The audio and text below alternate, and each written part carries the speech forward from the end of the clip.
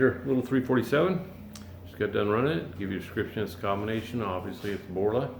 It's all blacked out, polished air hones, beautiful setup. It's got a set of AFR cylinder heads on it. It's got the Billet Specialties front end all blacked out. Really nice setup. Obviously fuel management, Holley Terminator X. Got a custom grind hydraulic roller in it. Got a front sump oil pan. Take you in there and show you how it ran. Alrighty, down at 30, let's see here, sucker down 3,500 or 395 foot-pounds of torque. Peaks torque 418. Peaks horsepower 484. Rated at 500.